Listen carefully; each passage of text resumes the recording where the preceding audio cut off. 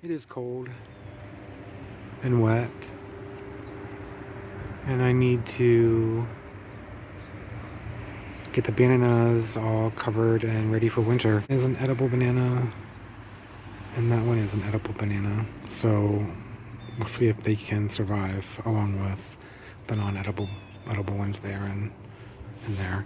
I'm going to do those ones back there first just because the mulch is already moved back there. So since the mulch is already back here, I'm going to do this little section here. You just need a knife or something. You don't need a really sharp one. And I'm just going to cut them all right across.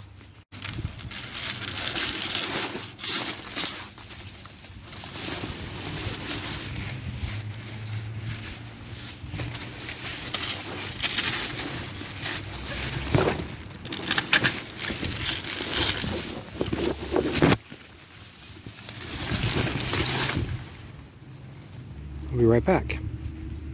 It's cold. Let's see if I can block the wind here. And now I'm going to take the top part. I'm just going to stack them around and kind of use them to wrap the leaves around and just sort of protect it that way. I'm going to do all of that with all these. Just using them to cover the root that's in the soil, mulch around it to protect it from the winter cold.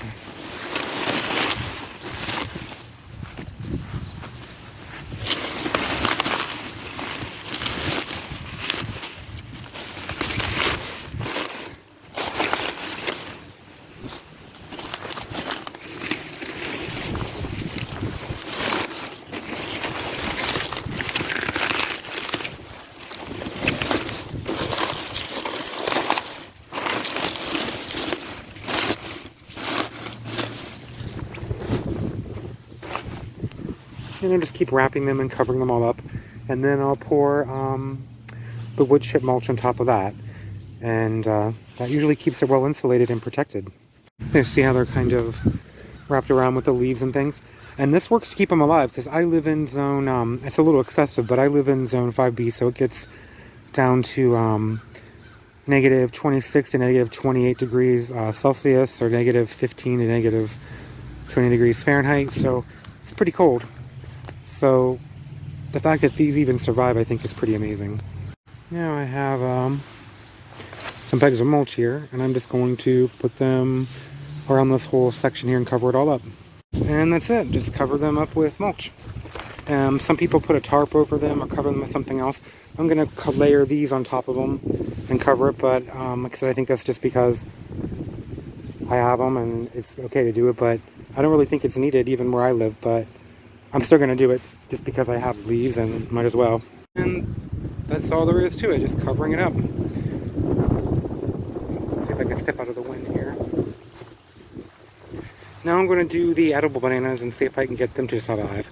I had the one, looks like it's dwarf Brazilian apple, survive last year, even though it's not supposed to. So I'm going to do the same thing with the blue java that I have and see if I can get it to survive. And I also have a dwarf Cavendish. I'm going to see if I can get that to survive too.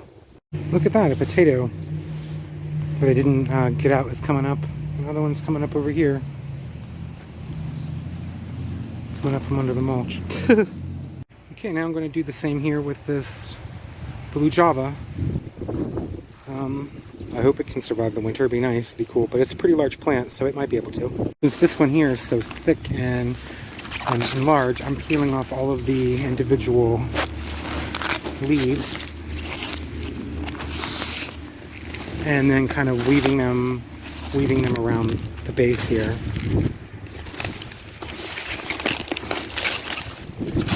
And I'm just gonna weave them around and pile them up around it. I have them all wrapped around and covered up, and now I'm just going to cover this with mulch. And let's hope that it stays alive. Pretty sure that middle part there underneath that much mulch will definitely stay alive in the winter. I don't know. It'd be really cool if it did. But I'm going to take all these excess can of these two, and I'm just going to crisscross them on top like I did the other over, like I did with this one here, and just make a mound.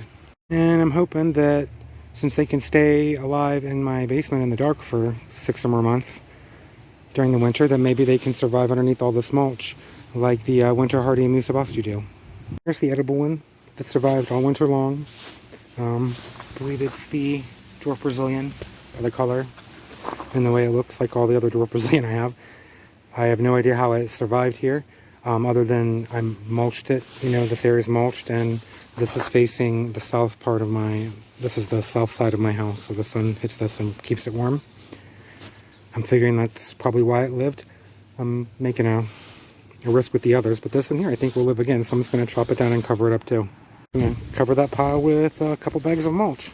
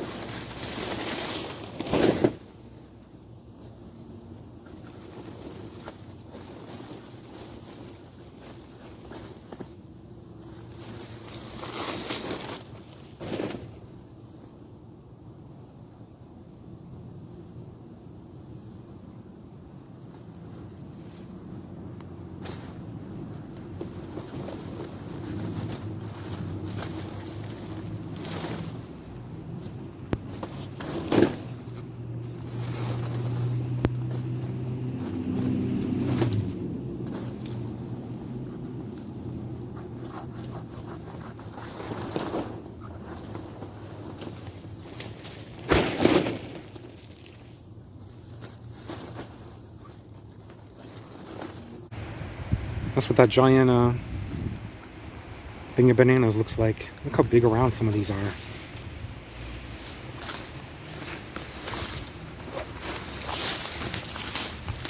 See some of the ones from the year before. How big they were. These were really huge a couple years ago. giant pile of leaves and things.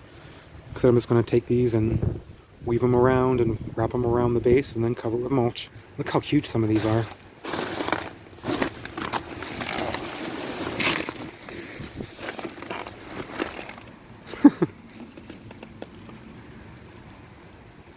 If I'm going to need mulch, actually, because I still have all those leaves and it's going to be a pretty huge pile on top of it just with all the leaves and stems and stuff from itself. So that's kind of cool. It's pretty much self-sustaining by now, because this is probably about 6 years old now, 7 years old. First 2 years, you know, I have to keep buying mulch and covering it and stuff, so it's pretty cool. Pretty amazing. So I really don't know if I need to add any wood mulch since that's such a giant pile on top of the roots. But I'm just going to pile up the bags around it just because that's what they're there for, and then I can use them next year or other places.